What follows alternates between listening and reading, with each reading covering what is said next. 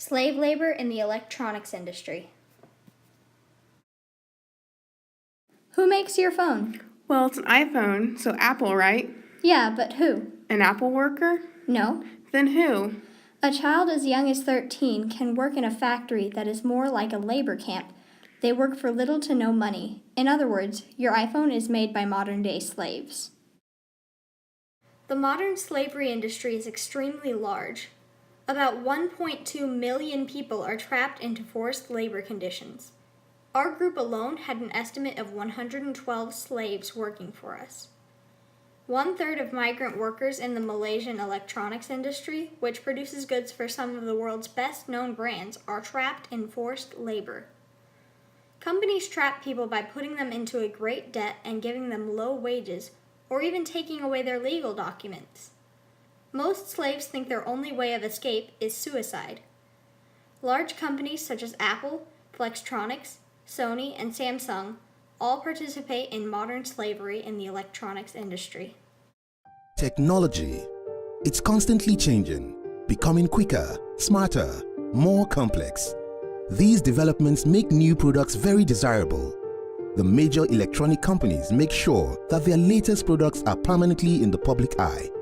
They achieve this through persistent bombardment of adverts that are cleverly designed to make us believe that our lives will be better with their products and that we'd be much happier if we upgraded. These adverts pressure us into upgrading without question. If you examine the elements used in electronics, you will notice that tantalum is almost always present. Tantalum's unique properties make it perfect for manufacturing capacitors used in electronics. It is estimated that the average mobile phone contains 40 milligrams of tantalum. This is a small amount, but it adds up quickly, especially when there are more than 5 billion active mobile phone connections worldwide, and it doesn't stop at phones. Tantalum is used in DVD players, video game systems, and computers. Tantalum comes in the natural form of columbite tantalite, known as coltan, and 80% of the world's supply comes from the Democratic Republic of Congo. The situation in the Congo is chaotic, and there is a lack of stability. Government forces and several different rebel groups are fighting for control of the mines.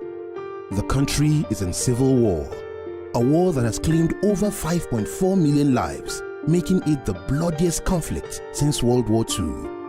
Where the government's control is non-existent, the local people are intimidated, sexually abused, and forced to work in the mines.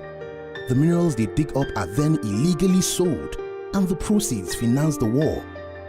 Major electronics companies need to step up and become part of the solution, not the problem. They need to start investing in conflict-free mines to ensure that rebels will no longer be a part of their supply chain. As a consumer, you have the power to take action. By uniting, we can create a demand for conflict-free electronics. This will only be effective if everyone works together. Show your support by sharing the Walk Free message on Facebook, Twitter, and YouTube. And sign the Walk Free petition at walkfree.org to mobilize governments and businesses to make ending modern slavery a global priority. Together, we can help put a stop to the conflict in the Congo. Demand conflict-free electronics and be part of the generation to bring an end to modern slavery.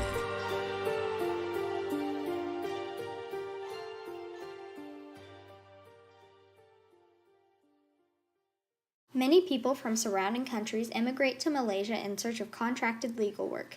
However, what often ends up happening is that they are charged with excessive fees set by recruitment agencies, forcing them into debt bondage and therefore indentured servitude. These immigrants' passports are illegally confiscated by the slave owners. As people continue to work to pay off their debt, they are charged with more fees and penalties. This then keeps them from being able to resign. Forced labor is oftentimes found in international companies, leading people to believe there is a system of forced labor.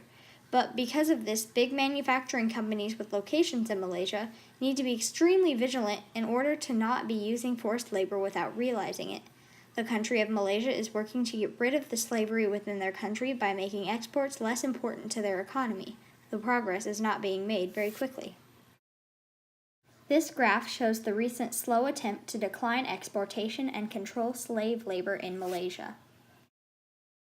Apple is a large company in the United States which also uses forced labor around the world. In Apple's mines, children as young as 13 are often forced to work. They receive wages of as little as $2 per day. The materials they mine are then shipped to Apple's other factories. One factory in China, called the Foxconn plant, told people that working there would be a great job opportunity and that they would soon receive pay raises once they started working there. These promises were not kept. The workers found that their contracts left them unable to leave and unable to sue the company. The factories had no windows and the workers were not allowed to leave. They were forced to work double or even triple the overtime limit. Many tried to jump off the roof and commit suicide, but nets were soon put out to catch them and some were returned to the factory. Even death was no longer an option.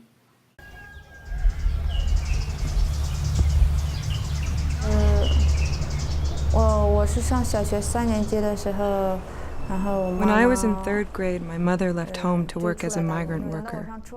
When I was in 7th grade, we stopped hearing from her. I wanted to find her, to rescue her.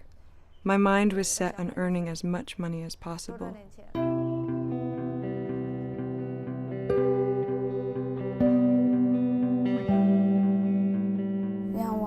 My dream was to leave home, to leave the countryside and the mountains behind me.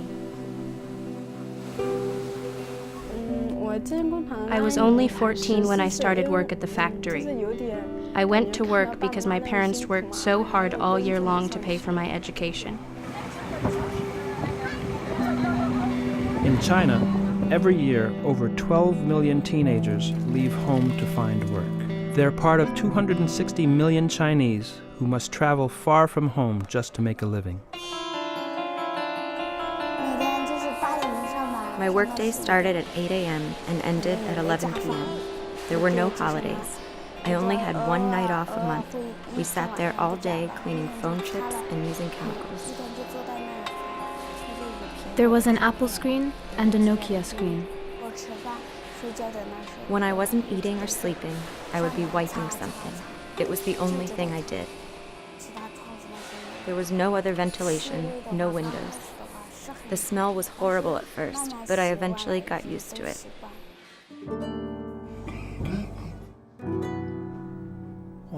My son's name is Ming Quin Peng.